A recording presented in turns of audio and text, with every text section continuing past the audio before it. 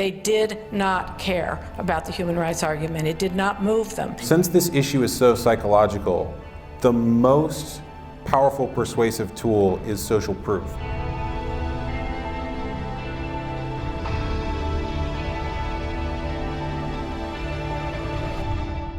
Joining me tonight for the Q&A will be Georganne Chapin, the director of Intact America, who you all saw in the film, and Brian Earp. Brian Earp has more academic credentials than I could possibly list. He's been at Oxford and Yale, and Ashley Trueman, who is the Parenting Education Director at Your Whole Baby, and has studied bioethics at Oxford. So yeah. So this Q&A is going to be whatever you guys want it to be in terms of what you're interested in learning about this issue and what you're interested in asking these amazing people up here. But before I start, is there anything that you guys want to add at the opening? Great film. Thank you. Thank you for making this film. Yeah, thank you for supporting me on this very long journey, longer than I expected initially. Can I give a little current event update before people start with their questions? Sure. The very influential Edgar Schoen passed away in the last year. Mm-hmm. And he was the head of pediatrics at Kaiser Permanente in Northern California, in Sacramento, the part of California that has the highest circumcision rate. And he was a big power behind the circumcision practice in that department of Kaiser. And there were pediatricians in the department. There's a pediatrician named Steve Dorfman, who I've been talking to for several years, and they felt greatly the relief of Schoen's passing. And I've been invited on Tuesday following the symposium, March 8th, to speak to the Department of Pediatrics at Kaiser Northern California. Something that never would have happened as long as Schoen was alive. So May.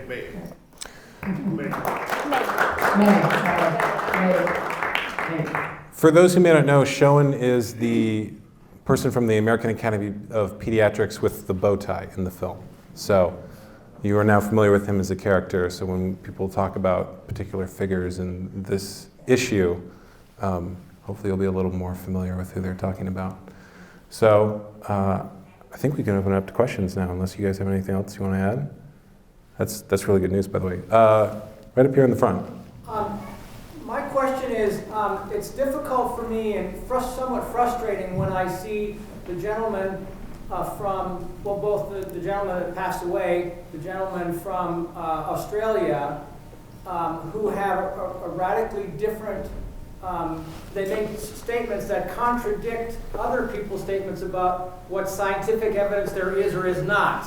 And that's difficult for me, and I wonder if anybody can shed some light on that difference. Is there a truth that we can point to with confidence and people are misrepresenting it? Or is it really something that is still not well established?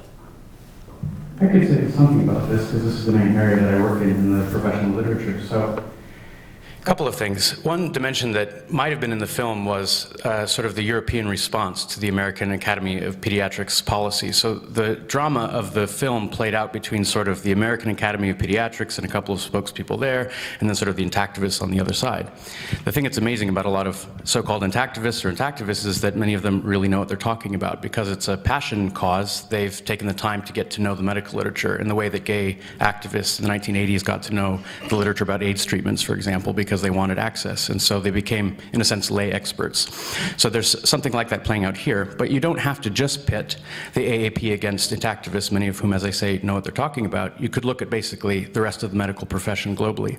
So about a month after the American Academy of Pediatrics policy came out in 2012, or maybe it was a few months later, a sort of consortium of 38 senior doctors in Europe, including heads and representatives of medical societies, published a rebuttal entitled Cultural Bias in the 2012 AAP policy on circumcision, and they went through each claim and said, this is not the position of doctors who have looked at the same evidence and yet are not themselves lacking the tissue that you might assign value to. And in fact, European doctors do assign value to this tissue, so they would think that you need to have a very good reason to cut it off, and a few sketchy benefits wouldn't be sufficient. I'll say one thing about Brian Morris. I don't know if I want to say this on film because, oh boy. So No, you have to go for it. he sort of outed himself in response to this paper, so I'll just give you the title. I wrote an essay called The Unbearable Asymmetry of Bullshit, which was published in Health Watch magazine, and I have a character in it named Lord Voldemort. And Lord Voldemort is someone who spends his whole career pumping studies into the literature that are so replete with fallacies that if you wanted to rebut them, you would have to essentially stop everything that you're doing, and your whole career would be spent trying to do a point-by-point analysis, and then half the journals wouldn't publish it because your rebuttal would be 10 times as long as the paper that was published. Now, in some paper that I saw recently, he seemed to think that he was Lord Voldemort because he referred to my paper and sort of said, you know, Earp, you know, I didn't say this in the paper, but that's his own impression. He seems to think he's Lord Voldemort on this reading. And I will say that I did at one point take 6 months of my life to rebut a paper of his in a popular magazine, Skeptic magazine. And it was excruciating. You have to go and read all the references, and you see how they've been a little bit cherry-picked and glossed a certain way, and in order to give the counter-argument, you have to just stop everything else in your life. So it's a sort of gish gallop, which is a debating term, which means if you flood so many fallacies into the conversation, your opponent, who's trying to have a reasoned response, simply doesn't have the time or wherewithal to be able to contest all of your fallacious statements in the context of a debate. And that sort of thing plays out in the medical literature as well. So as somebody who spends his whole day looking at the medical literature, I just want to alert people to the fact that it's a highly politicized literature. And so it's very, very hard, actually, unless you're an expert in this specific literature. It's not enough to be a urologist or an epidemiologist or something like that. You have to be a circumcision expert because the literature is replete with a lot of very poorly done studies couched in very scientific sounding language. The other thing I think bears mentioning is that the American Academy of Pediatrics, the more reasoned voices there, even though we disagree with them, can't get far enough away from Brian Morris, including Andrew Friedman, who was a pediatric urologist who appeared several times in this film. They consider him to be an embarrassment and a kook. Now, that doesn't mean that there aren't others like Wauer and Gray who, you know, are presenting less hyperbole in advancing the arguments. In those cases, the HIV arguments are from studies that have not been replicated anywhere else in the world, would never be carried out anywhere else in the world that had any ethical standards for their review, and they've essentially bootstrapped their own very flawed findings. As was pointed out in the films, more men lost to follow-up than followed, and continued to repeat the same and extrapolate from their original findings or their original purported findings. So they're sort of on another level than Morris, but Morris is generally discredited by everybody except for himself. But he is very vocal on the topic, which is why I think you included him. A quick thing on the HIV studies before we move on from those. There are some who criticize the methodology of the studies. No study is perfect, and so there's always some legitimate route you can take to critique the studies. But I don't tend to do it because even if you accept the findings at face value, they have little to no relevance to newborns in developed countries. The studies were conducted in sub-Saharan Africa of adult men, volunteers. And a basic rule of epidemiology is you can't simply copy and paste findings from one subgroup in one epidemiological environment and then put it over here in a completely different epidemiological environment. I mean, most HIV in the United States is transmitted among gay men and injecting drug users. There's no evidence. Now, there's some studies that have come out where some people are trying to argue that there may be some protective effect for gay men in some contexts, but essentially the quality of the evidence is very poor. So it's from female to male transmission only in sub-Saharan Africa due to voluntary adult circumcision. There was a fourth trial that nobody ever talks about looking at male to female transmission, conducted by Wauer, who was in the video as the lead author. And they had to stop that trial early because the female partners of the circumcised men were contracting HIV at a higher rate. And so they stopped it due to what they call futility. But nobody talks about that study, and certainly they don't tout it in their advertisement of this procedure as they try to export the findings to the United States where they don't apply. So you can critique the findings, and there are some valid critiques of them, but even if you take the findings at face value, the thought that they apply to newborn circumcision in the United States is an absurd extrapolation. I really appreciate what you said about your essay on bullshit, because the original edit of that sequence on HIV was close to an hour. And of course, that's a really long time, and that would be an entire film just on that one study. And when we do the bonus features, I may release some of that content for people who really want to go deep on that science. But most of the people I talk to would say, what do you mean? You can still get HIV if you're circumcised? Like, that's ridiculous. And so most intactivists take what is probably the smart strategy of saying, we wouldn't frame female circumcision, for example, in terms of medical benefits, and there's no amount of percentages of decreases of a particular type of infection where we would say, oh, well, now it's fine to cut women's bodies. And so they just take it from the area of arguing statistical differences, even though the arguments there are completely legitimate, to the higher value of what are our values and how do we treat people and what are human rights and how do we want to raise our children, and those sort of ethical human questions that are actually the reason that most parents make decisions. So, up front here. First of all, thank you so much for making the film. It was really illuminating. Thank you. I have two questions, if I may. One is, whoever is the expert on the legal... David Llewellyn is who I think you're referencing. No, I mean of the people here tonight. Oh, okay. Who can talk about the legal status and how we're approaching it legally, and what our last kind of status is about legal fights to try to outlaw or minimize it? I concur with I don't remember who said it in the film, that the law follows culture or society. You can't, I can't, as a human rights activist or as a public health professional, as an attorney, conceive of trotting out legislation to outlaw male circumcision in a country where still 50% or more of babies are circumcised by doctors as though it were a legitimate medical procedure. You don't want to lose that battle, So you wait.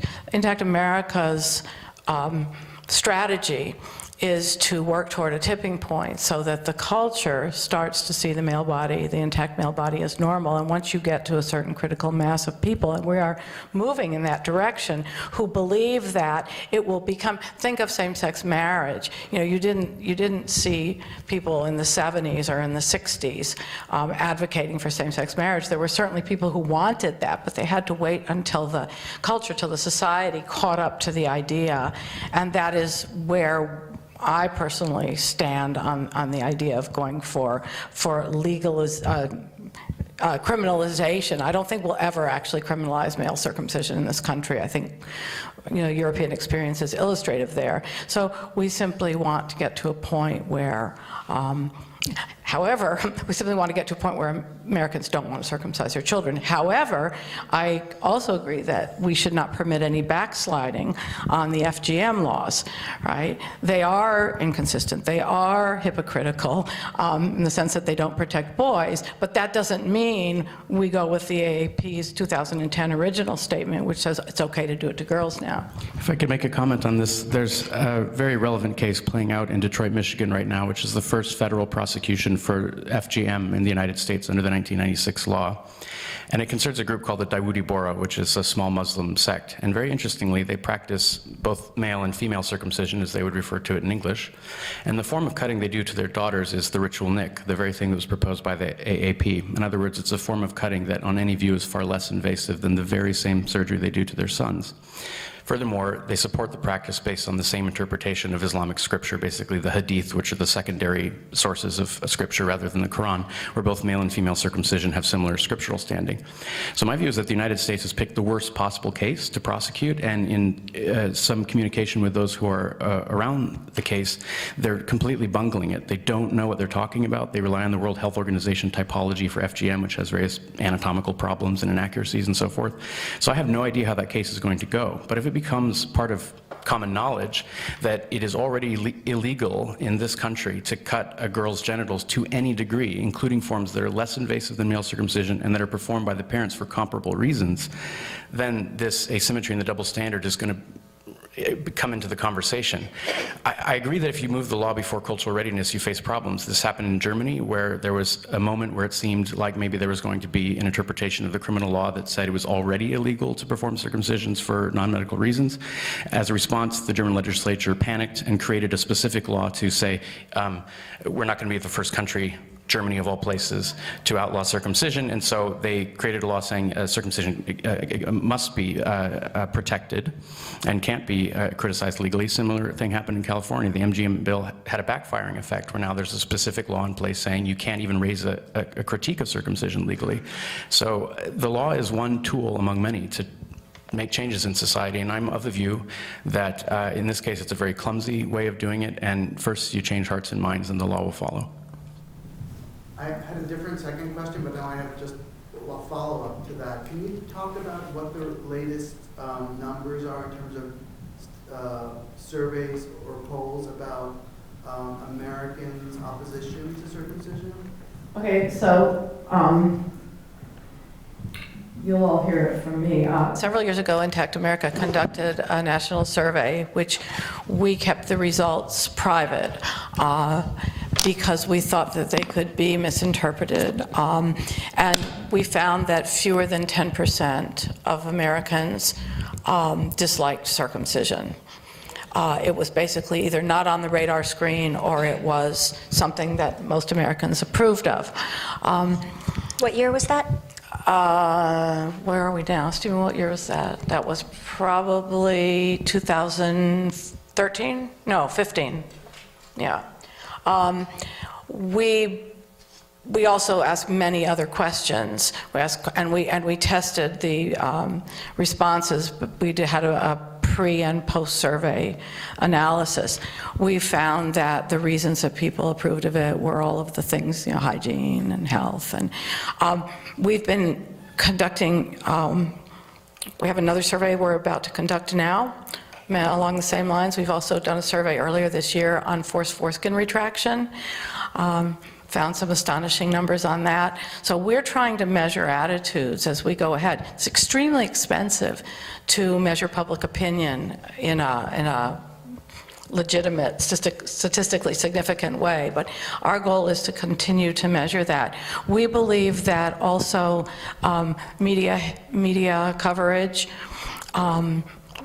both social media and mainstream media coverage, are good indicators of public attitudes, and we think we've seen a marked change in that in the last couple of years, a huge amount of coverage of the issue. Even an article that has bad information in it, if it asks the question, clearly reflects a changing social attitude. So we have calculated that and this is consistent with other social change movements, that if we could tip the balance, the tipping point of attitude, with between 20 and 24% of Americans disapproving of circumcision, that is what it takes. Same-sex marriage didn't get legalized because 90% or 70% of Americans agreed with it. It was because a critical mass, maybe 20 to 22%, were willing to say they agreed with it, and the rest of the people really didn't care one way or the other.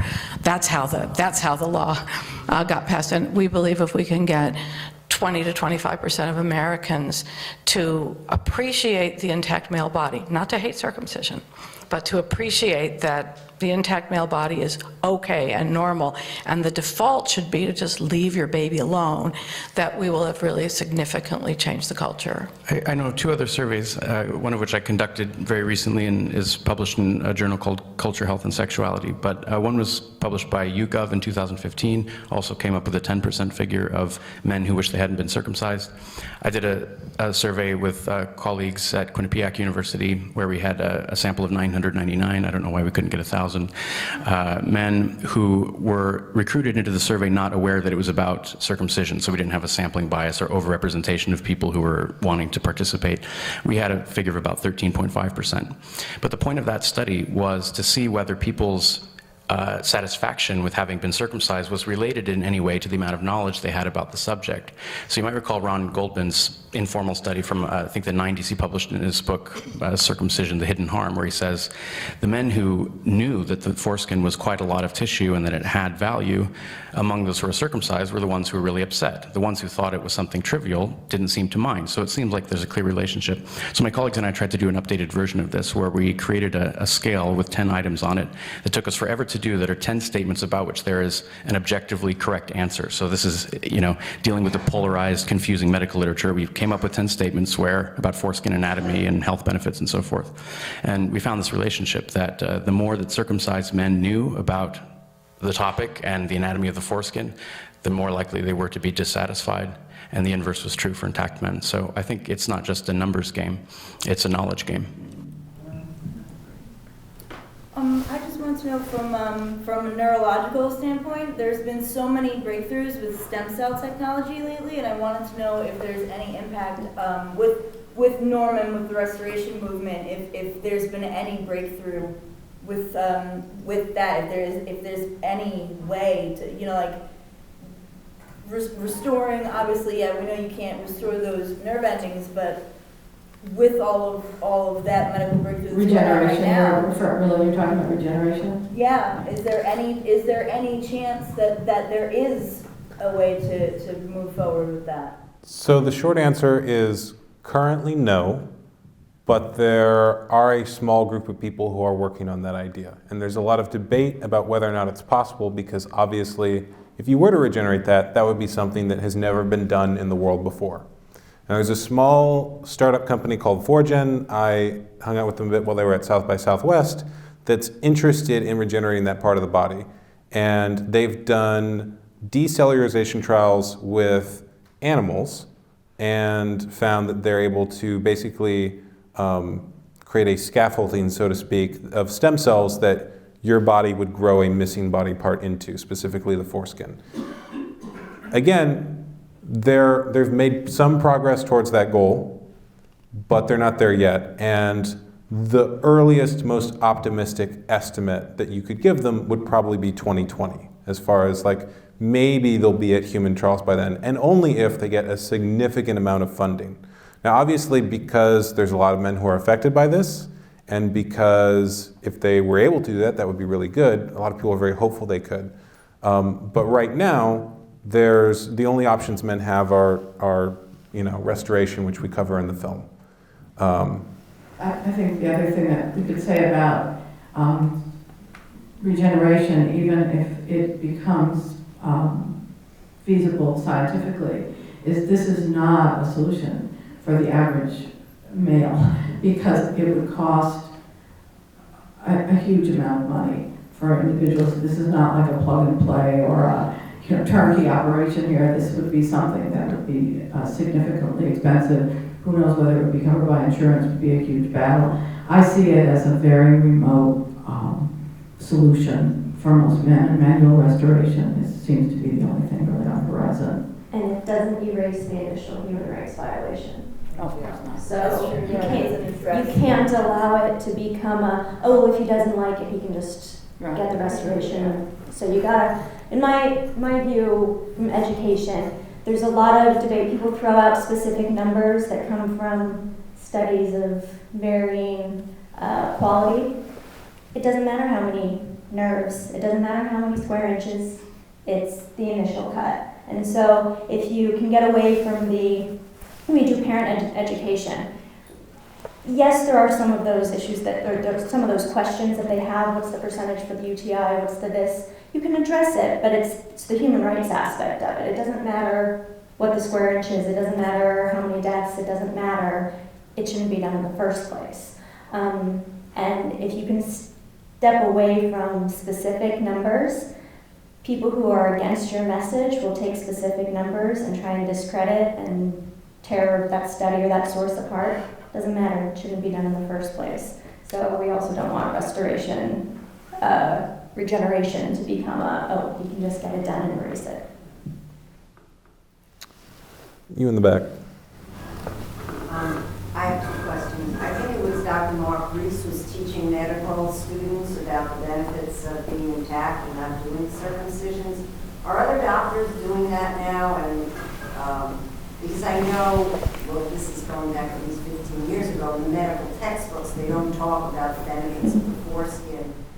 Or they don't depict the foreskin. There's a couple of studies on that where there's just literally no information given to doctors in their anatomy materials about what a foreskin is. It's just simply not even shown on the diagram. And even the regret, Mom, I mean, many of the circumcision, it's changing the internet, but many of the childbirth books certainly left it ambiguous or didn't really come out and talk about the benefits of not doing it. So I just wondered if any progress was made there. That's my first question. That's the toughest one. So I developed a class curriculum for expectant parents many years ago that's gone through many, many iterations, and we're just to the point to get it copyrighted and figure out how to get it out to the masses. For midwifery groups and some of the more naturally minded medical providers, they've been quite receptive to having a version of that has been tweaked for a more medically knowledgeable audience. But going more mainstream gets tough for continuing education credits for a hospital or a large pediatric practice, because they always want a specialist to sign off on it for the continuing education credits, and a lot of them don't know a lot of this stuff because they grew up or they went to school with a book that didn't say anything other than flap of skin removed during circumcision. So in my world of education, educating the medical professionals is the toughest one. The people who go to a class to learn about circumcision, I say, are sort of the low-hanging fruit. They're the people that are willing to question it or willing to consider that, hey, maybe we should learn about this. But we are sort of starting to crawl up the ranks to the more mainstream, just with a general awareness, with media coverage. And more people are aware that it's at least controversial now, but we're still not at a critical mass where you can really do the tipping point to where, if we can get parents to stop requesting it, if we can get parents to refuse to use providers who perform them, if we can get parents to refuse to go to hospitals that perform them, to refuse to have health insurance coverage that covers them, when it starts hitting it in that other, the more pocket, the other way, it's just another avenue, another side to start to make change happen more quickly.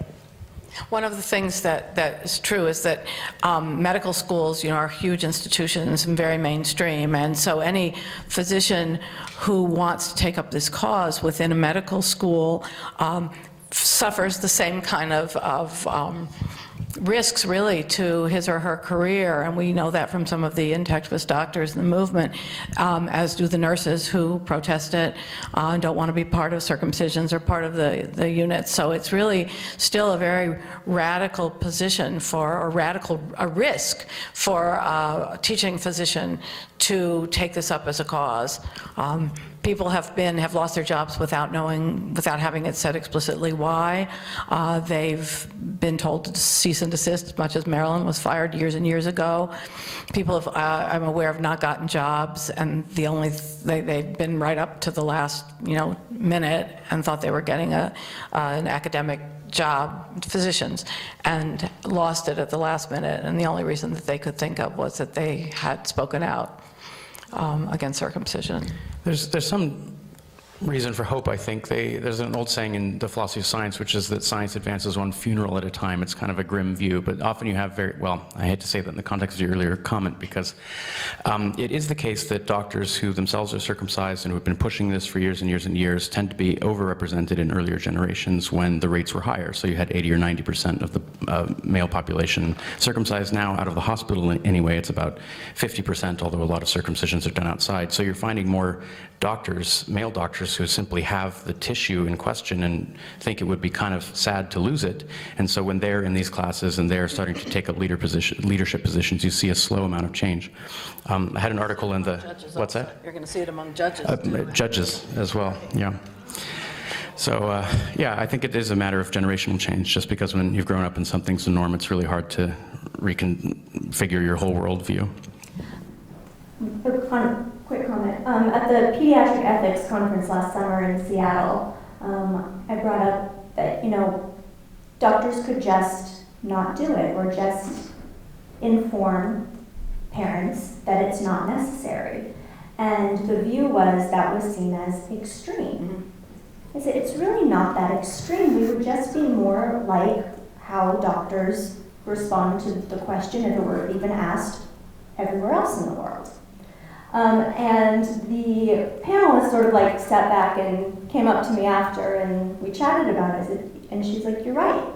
We're just not quite ready for it yet. So even some of the mainstream people not on a stage will concede, like, yeah, to some degree, but they're not quite ready to be that upfront. This practice depends on, this is a train, it's a moving train, right? And it's going to keep moving, and it depends on being able to roll down that track without a lot of friction. And this is still something that most doctors have bought into it, either explicitly or implicitly, or are afraid to oppose. The same thing with nurses.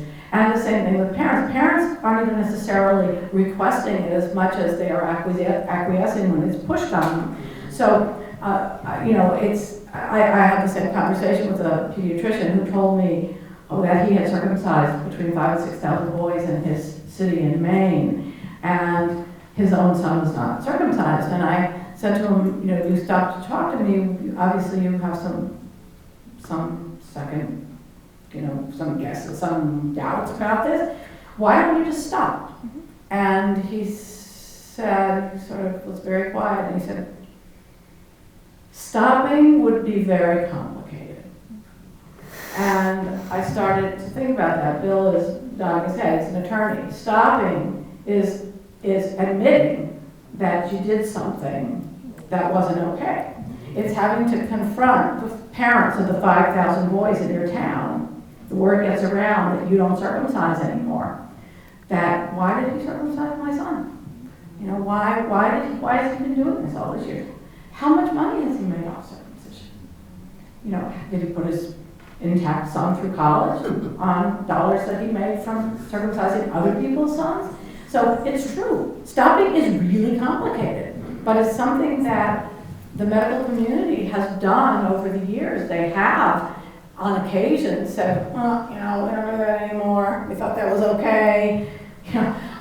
But they're not there yet when it comes to circumcision. There's a study by Andreas Muller of doctors who either themselves are circumcised or not, or whose sons are circumcised or not, and just ask them whether they think, on balance, the medical literature supports or opposes the procedure. And what you find is what you'd expect, is that the people who have already circumcised their sons or who were themselves circumcised tend to think, well, objectively speaking, the medical literature suggests that the benefits outweigh the risks. And the opposite is true for those who hadn't circumcised their sons. And so you start to see that there's this relationship between what's already been done. If you've been circumcised, you can't really undo it. The restoration is a sort of partial solution. And so you're faced with a sort of cognitive dissonance. You either have to admit that maybe what was done to you ought not to have been done, which is psychologically very taxing, or you have to convince yourself that it was all things considered beneficial. And then you go ahead and carry on the practice. Up front here. Two questions about the pain that's involved in the procedure itself. I often hear the argument that it's better to circumcise when the baby's a newborn just in case later on he needs to be circumcised for medical reasons or decides to, because the pain is, he'll feel less pain. That's like the most garbage argument. You know, that for one thing, it presumes just in case he'll have to be circumcised. He won't have to be circumcised. If he wants to be circumcised, I mean, I had a family member who used that rationale as why she was going to circumcise her son. You know, she's covered with tattoos. She said, you know, he won't want to go through the pain later. Well, number one, he won't have to if he doesn't want to, because he won't have to be circumcised. But number two, you decorated your body, you know, very painfully because you wanted to do that. You know, that was your choice. So, and nobody knows that argument is the reason we circumcise babies is not because it's better for them. It's because we can tie them down, right? That's why we circumcise babies. We can't try doing that to a 12-year-old or a 15-year-old or a 25-year-old. You know, the idea, and so then this rationale that it hurts less, it heals faster, there are fewer complications. There's no evidence for any of that. Let me make There's no evidence that there are fewer complications in infants. There's no evidence. There's no study that anybody can cite that shows the complication rate for infants as being less than the complication rate for adults who choose circumcision. It's just a lie. And anyone, as we know, if you are an adult and you have to undergo some kind of a painful medical procedure, you might not want to do it, it might be really distasteful, but you can understand. You can hear, you know, well, you'll hurt like hell for 3 days and then you'll feel better, or for 3 months if it's a knee replacement, but you know what's happening. A baby who's been on this planet for hours or days has no way of processing that information. That's an endless pain that they think they will never recover from. So those are absurd, really absurd positions. Yeah, just one kind of comparison to follow up on this. So some women choose to get labiaplasty as adults for what they perceive to be cosmetic reasons. And you might say, well, it'll heal faster if we do it in infancy and you won't remember it and it might be less painful. Even if those claims were true, which they aren't true, at least in the case of circumcision. I don't know about neonatal labiaplasty because it's illegal. You'd be arrested if you did it. It's clearly not the case that the relative benefit to risk profile is the overriding moral concern here. Some people choose to have their bodies modified later if they wish, but you don't preemptively make that decision for the infant. On the matter of pain, the cultural anthropologist Rick Schwader tells a story about a Kenyan man that he was talking with when he was doing some research there. And he, as he likes to do, he asked him, are you circumcised? Because he does work on this topic. And the man said, yes, I was circumcised when I was 16 as an initiation rite into adulthood in my culture. And Rick said, well, was it painful? And he says, yes, it was excruciatingly painful. It was the most painful thing I've ever experienced. And it took a month for the wound to heal. And he said, but during that time I learned about the history of my people. I learned how to be a man. I learned how to take care of my family and so forth. And he said, what I don't understand is in the United States, you do it to an infant where the pain has no meaning. The infant has no way to process what's going on and put it in terms of something or prepare for it mentally or know that it's going to end. And so this Kenyan man just thought that, you know, we think these African initiation rites, there's this sort of tenor of the conversation thinking, well, that seems like the sort of barbaric thing to do. This Kenyan man thought that we didn't do in the United States is far more barbaric. And if I can address, you said it's ingrained, and I know what you mean, but what's really ingrained, it's not that argument. It's the defense of infant circumcision. So you will find that if you can debunk that and say, no, but wait a minute, you know, babies do feel pain and it's deeply imprinted, you know, in their brains somewhere. The person say, well, yeah, but then the baby won't get a urinary tract infection. Oh, yeah, but then the child won't be made fun of in school. So it's the defense backed up by usually misinformation or a lack of information that is ingrained. That's why somebody referred, I don't know if it was you, Lori, to the argument, somebody else, the argument goes from religious freedom to urinary tract infections to HIV to complication rate, because what you're really looking at is an effort to defend the indefensible, usually coming from a parent who has acquiesced to the circumcision of his or her child, or a man who has been circumcised and does not want to process how useless it was, or sometimes the partner of somebody like that. So that's really what is ingrained, is the need to defend. The second part of my question is actually the healing process itself. We hear a lot about the pain involved The healing in process. the procedure itself, but whenever you cut into a body part, the pain doesn't last just during the surgery. You feel pain during the healing, but we don't hear much about it. No, you don't hear much about the wound that's created by the circumcision, and the fact that the parent who is the new mother who is going home from the hospital with a baby and is going to have a lot to do is now going to also have to engage in wound care. She's going to have to, every time she changes the baby's diaper, make sure that the tiny remnant of foreskin is not re-adhering to the glands, put Vaseline on it, wrap it in gauze. This is wound care on a perfectly formed newborn baby who has been maimed as part of a medical procedure usually, and now the parents have to deal with that. So you're absolutely right, it's not just the moment of circumcision. We focus on that as though you circumcise the baby, you wrap him up, you get him out of the hospital, and we're all good. But you're right, the healing process takes time. I wanted to say a little bit about whose responsibility it is for the education. Because there's a lot of deflection on that issue. When anti-activists protest at pediatric conferences, they say, well, we don't do that, it's the OBs. And when they're at the OBs, they say, well, we don't do that, it's the pediatricians. And they say, well, why just do it because the parents ask? Now, parents tend to decide in general whether they're going to circumcise their kid or not quite early on. Okay, so yes, there are those last minute saves, but generally they know. Most don't even question at this point because we're not at the point of cultural awareness where people will question. So it tends to be during when the woman's pregnant and there's an OB. If a woman went in with a healthy pregnancy and said, I would like a scheduled C-section, it is that OB's responsibility to say, well, okay, well, why? What are the myths? Why are they requesting that? Does she know it's not medically necessary? Does she know that there are surgical risks? Does she know that there are future risks for future pregnancies? So it is the OB's responsibility to figure out why is that choice, why is that being requested, and are there myths playing into why she's requesting that surgery? For some reason, I think we know why, if the parents say, yes, we'd like you to circumcise our kid, they say, okay. No question about, and why are you requesting that, and to see if they believe a whole bunch of myths that the doctor should myth bust.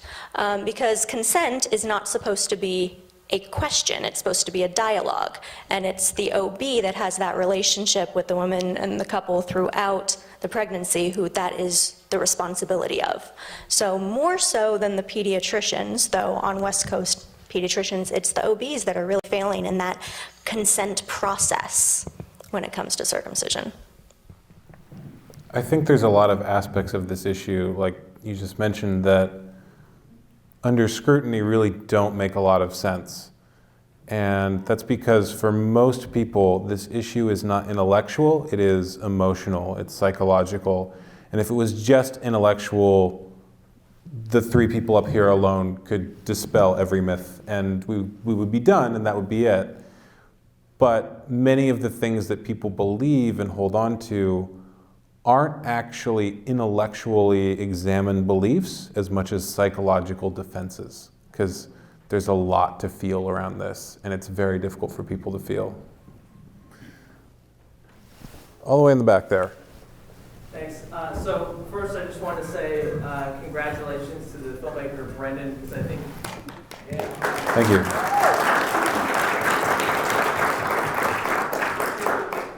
Totally just outstanding film and what is a really, really difficult topic, and it's a testament to not only all the work you put into it, but also your storytelling capability.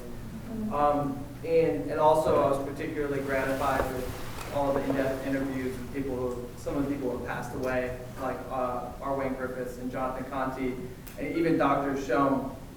And so on that, actually, one of the many things that I'd never seen done before that was done in your film was your interviews with these heavy proponents of genital cutting. So Dr. Friedman, Dr. Schoen, Brian Morris, and my question for you, my first question is, can you tell us about the filmmaking process or the documentary making process, how you went about securing these interviews, convincing these people to speak with you so openly? I'd like to know that too. Very curious. And then my second question for you in the panel, I think that anyone in this room could tell that Brian Morris and Dr. Schoen are not playing with a full deck of cards. But Dr. Friedman, on the other hand, and also the doctor that you were interviewing who was performing the cutting, they both seem fairly rational. So how do these doctors, particularly from an ethical point of view, how do they reconcile this totally obvious ethical hypocrisy that they're espousing, and with the two most obvious points being that they understand, or should understand, particularly Dr. Friedman, that the baby is the patient, not the parent.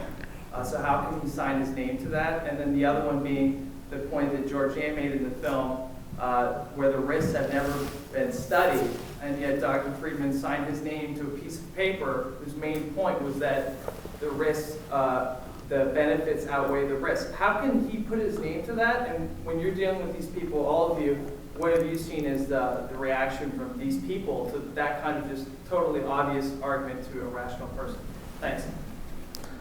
So I'll answer the first question, which is how I got the range of interview subjects we did. And many of the pro-circumcision people who appear in the film were very eager to debate the intactivists.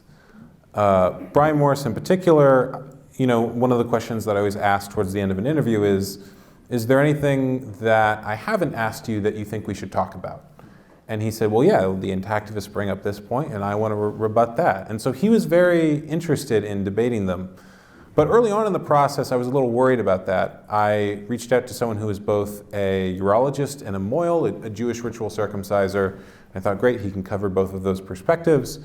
And before I could even get too far into what the film was about, he said, well, are you going to interview those intactivists? Because if you interview them, then I don't even want to be in the film, and I want final edit over anything that I'm in. And I thought, I'm not going to give you executive producer privileges just to be in the movie. But it made me a little worried. So, and I want to be honest with my interview subjects. I want to let them know what the film is about and be upfront with them.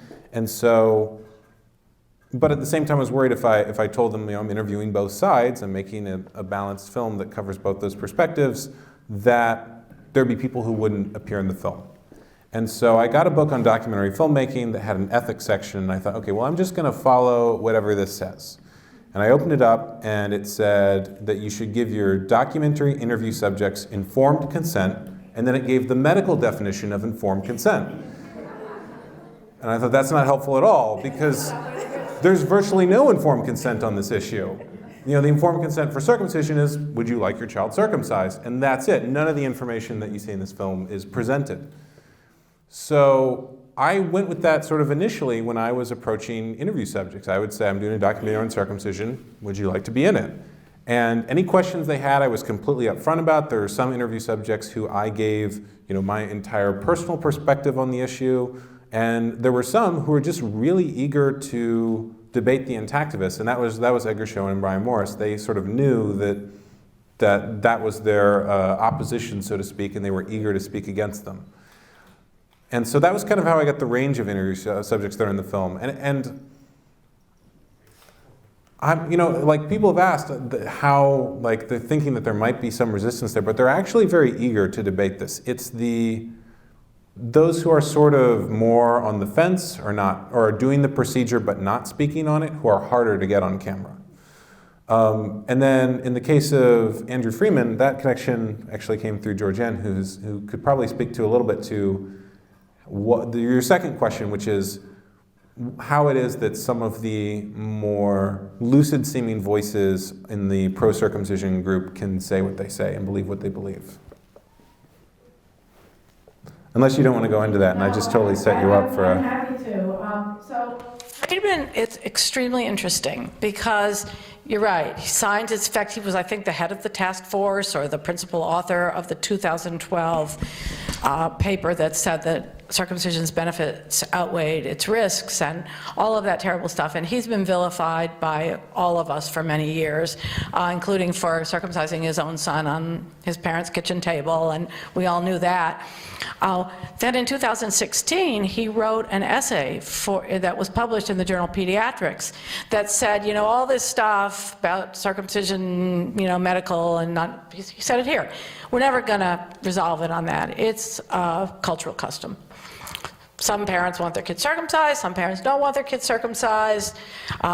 Jews will circumcise because they're part of the tribe, some Jews don't, some Jews do, I did. But really, you're never gonna win it on the merits of a medical argument, or win it or lose it. So I sent him an email with asking him to clarify some confusing sentence. I just picked something out of his article, his essay, and sent him an email. And I had a response in, I don't know, 15 minutes, where he explained that. And so I wrote him back, and we started writing each other back. And by the way, Tony LaSquadra also had corresponded with him around the same time. We were both corresponding with him. And he said to me, you know, I'd love to meet you. If you are ever in LA, let me know, and I'll take you to dinner. So I booked, well, I looked at my schedule, and I sent him a note, and I said, actually, I'll be in LA in, you know, a couple weeks. What day would be good for you? And I flew out and met him for dinner. And we split the bill. At a very, very fancy Asian restaurant across from Cedars-Sinai Medical Center. And he's you know, my conclusion is he really wants to be liked. And he wants us to like him, you know, intactivists. He thinks, and I'll say this, he thinks we're bigger than we are. He actually thinks we're quite powerful, and he thinks that the different anti-circumcision organizations, he kind of wanted to know how big they are. He's listening, and he's watching. His taint, if you will, is being a doctor, and being a urologist, and being a surgeon. He thinks he can fix anything. He thinks he can fix, I said, what do you say to a parent who has a child who's been horribly botched? What do you say? And he says, I say, bring him to me and I'll fix him. Then he also told me, and I might disbelieve him in his numbers or in the extremeness of what he said. He said to me, I've talked more parents out of circumcising than you have. He said, when somebody comes to me and tells me they want to circumcise their boy, I ask them why. And I tell him, you know, it's not necessary. So he considers himself a balanced good guy in the fight. And it kind of makes him feel really bad to think that so I think he spoke to Brendan. So then I was speaking to Brendan shortly after this conversation, and I said, you want to talk to Andy Friedman? I think he'll talk to you. And he agreed immediately, right? And I think he will never give up the position that it's a parent's right to make the choice in the current cultural climate. You know, I think he'll stick with that. But I do think that he knows it's not medically even beneficial. And he's really just staying by his doctor training, which says it's allowed, people do it, parents want it, and it should be an option. Now, that doesn't make him our friend, but he's not somebody he's not an Edgar Schoen, he's not a Doug Diekema, who will look you in the face and parrot some ethical garbage, and then, you know, defend circumcision. So he's a complex guy, but he's not a mortal enemy to our cause. There are, I would say many, a lot. There are some providers who don't like doing circumcisions. They know it's not necessary, but they think, or maybe they actually are better at doing it than others. So they feel they are saving, like, I know the person who teaches how to do them at Yale in the midwifery program. She teaches how to do them. She says, I don't like doing them, but she does them because at least they're not getting done by somebody else. And that happens more than you may. When I started teaching my class at a more mainstream OB practice, it was because it was in Arizona, so it tended to be pediatricians. And there were a couple pediatricians who did them in the hospital that the midwives all really discouraged more than normal parents from circumcising when they were the ones going to do it. So in a meeting, it's huge OB practice. It was like 15 different practices in the state. The director, the business director would say, hey, well, we're thinking of having the OB start doing circumcisions now because these botched ones with the pediatricians. And the midwives freaked out because they didn't want them being done. But it was this belief that, hey, at least he's a surgeon, at least it's gonna be better than these pediatricians or whoever drew the short straw. So there are a number who, if they knew conscientious objection was a thing that they could do for circumcision, and if they felt their career or their employment wasn't on the line, I think a lot more would stop doing them. You know, I think it's just important to say, I know exactly what you're referring to. I've had people tell me, I hate it, but I do it because I'm the best at it. Well, it's like, how'd you get to be the best? You must have done a whole lot to be the best. I know people say that, and I know they believe it, and I would never give somebody a pass on that. Because as far as I'm concerned, if you hate it and you think it's a terrible thing to do, and you're violating that child's rights, you know, if some parent brought you their child and said, cut off his little finger, you'd say, no, I don't do that. Nothing wrong with his little finger. So it is something, and that's why we need to reach this tipping point so that doctors who profess to hate doing it, or do hate doing it, can stand up with other doctors who hate doing it and say, we don't do that. We're not doing that. This practice does not circumcise. This OB practice does not circumcise boys. You want to circumcise your boy, you go somewhere else. Of course, that's the American doctor's fear. What would happen if you stop circumcising? Oh, they might take their baby somewhere else. They might have their baby somewhere else. That's why hospitals don't take a stand against it, because they go across town and have their baby there because they circumcise. So that's why you need to reach this social disapproval, where it's the consensus is that this is a bad thing to do. I really think that these stories point to how psychological the issue is. I mean, so the doctor who does a circumcision in my film is very similar to what you described. There was a very high botch rate in his area, and there was a news story done on him about a presentation he was giving on botch repair, and that's a huge portion of his practice. And there was so much that he was essentially doing them himself and talking about how, you know, the OBs say, oh, you don't need to use anesthesia. He goes right into shock, as if that's a good thing and not, you know, a primal wound. And so he was doing the actual, you know, it takes 5 minutes for the anesthesia to take effect. And I reached out to him and said, originally I was just going to interview him about botch repair because I thought that would be a segment that I'd want in the film. And he said, oh, you want to film the procedure while you're here, right? And I was like, okay.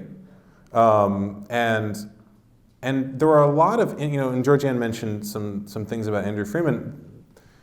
When you start getting into the issue, there's that much psychology there. I mean, there's an interview subject who I ended up not including in the film, who'll be in the bonus features, who I'm pretty sure interviewed with me because he wanted to be liked. And he knew my full perspective on the issue. I talked to him about some of my personal things, but he saying no to the interview would be rejecting someone, and then they might not like him. And in the case of Edgar Schoen and Brian Morris, they want to be seen as the expert. And being the interview subject in a documentary means they're the expert.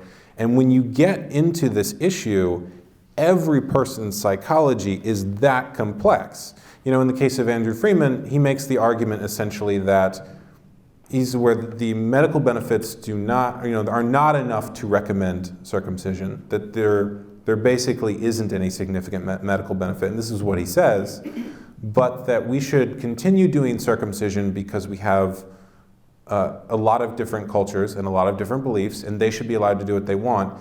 And so his argument is essentially, it's not good, but my tribe wants to do it, and that's part of my identity, and so you can't take that away from me. And that's, it's really interesting, because what it seems like an academic argument is actually a reflection of the way that he feels inside, and something about his identity. And yeah, go ahead. I was going to say, it's sort of a reverse of the genital cutting of women in cultures that cut women. It was tribal in the bush with traditional circumcises, and now they are medicalizing it to try and legitimize it. And here it is medicalized, and they're like, well, can we? Like, what role does or should doctors have in performing cultural or religious rituals? If we refuse to do it, well, then it goes to the non-medically trained. It's sort of like a reversal, a flip-flop of the path female cutting activists have gone. We're sort of going the reverse, and it's just a double standard that's getting a lot harder to ignore. I'll also say Georganne's talked about reaching a tipping point. You know, since this issue is so psychological, the most powerful persuasive tool is social proof. And so that's why that's so important, because if you reach a certain percentage, then it's okay to talk about. And one of the things I appreciate, Brian mentioned, you know, between 10 and 13% of men feeling unhappy about being circumcised. I noticed that, I think that that number could be greater if given social proof. And I notice this because when I meet people, you know, they ask, what do you do? And I say, I'm a filmmaker. And they say, oh, interesting, what are you working on? And I think, okay, here we go. And I tell them, and I've noticed that when I talk to men, and I say, well, it's about the modern debate around circumcision and the growing movement that says that men should be able to make their own choices about their bodies, you can kind of see their eyes like, think for a minute, and they go like, yeah, that makes sense. And I can see that there's a feeling that they've had about this issue that's never been given permission to be expressed publicly, and just another man talking about, not even my own feelings, but the fact that there's other people in the world who feel that way is enough for them to go, you know, yeah, I kind of wish that wasn't done to me, or I don't really know why that was done, or whatever feeling they have will come out. And you know, working on this film, even though there's a lot of mixed reactions, inevitably someone will say, you know, I've never told anyone this story, but, or you've probably never heard anything like this, but, and they're telling a lot of the same stories, but they don't realize there's other people who feel the same way because it's not talked about. Just a comment and a question. My comment is that in about 6 weeks, at the Society's Pediatric Urologists, Dr. Friedman is going to be giving a talk. My understanding is that the subject of it is going to be bias in circumcision as it's described on social media. Now, aside from the obvious hot kettle problem that he has giving that address, I guess it's based on something that he said, or not based on, but inconsistent with something that he said in his 2016 essay that was published in Pediatrics. There he made, among other things, he made the comment that, in his view, what activists should be doing is focusing on trying to make the foreskin more popular and make it seem like a good thing and convince the court of public opinion in that way. Just from my own experience, I can say that I kept my 2 sons intact, and I didn't do it because I thought that it would get them elected student body president. I did it because it's not my choice. It's not up to me to make that call. And I guess this leads me into my question. At one point in the film, Dr. Friedman says, well, we as Americans have to decide what is ethical or not. And he goes on to make the comments we've already talked about wanting for his tribe. Isn't he in the physician tribe? Isn't he a member of that tribe? Isn't he also a member of the pediatrician tribe? And didn't the AAP's Committee on Bioethics more than 20 years ago say that unless it is to treat or diagnose a presently existing condition, surgery without the informed consent of the patient himself should not be done? Or if it's done on a child, it needs to be done only with his assent. Brendan, did you ask those kinds of follow-up questions to Dr. Friedman when he asked the question, you know, we're in the process of trying to decide what our ethics are.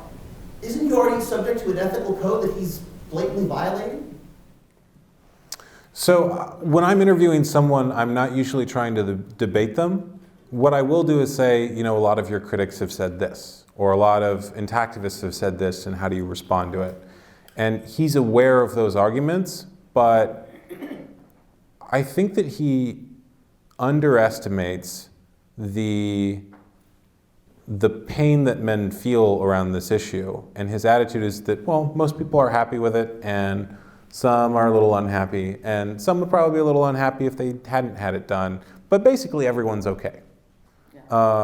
And so, that's basically the summation of it. Another thing that we found out in our first survey was that Americans did not buy the human rights argument. They didn't care. They did not care about the human rights argument. It did not move them. And pre-test, post-test, it was infinitesimal, the number of Americans who cared about that argument of children's rights or human rights. Doctors are American, we're talking about American doctors in American culture, and they do enough things that, I taught nurses last summer, I taught a bioethics course to nurses last summer, and I found the same thing, that and these were advanced practice nurses, they were getting their doctorates, and they felt like, yeah, I went through basic bioethics, like the first 2 weeks of the course, and then we got into the issues, and most of the people in the class could not really grapple with the dilemmas posed by the ethics, and they just resorted to, yeah, but we do this all the time, and we're allowed to do it, and in fact we're taught to do it, so it's okay, because they didn't know how they were going to personally or as a group mobilize against an ethical violation.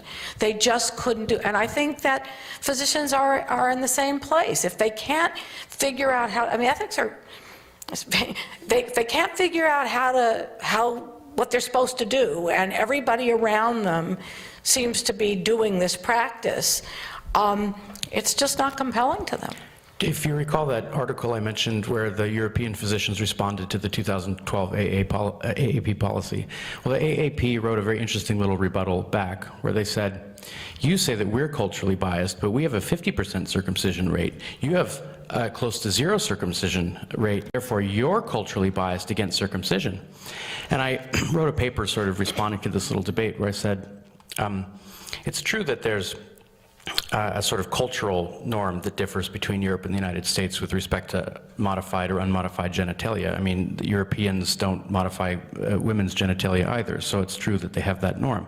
But I said there's also a shared medical norm between these cultural contexts, which suggests you don't perform surgery on healthy children.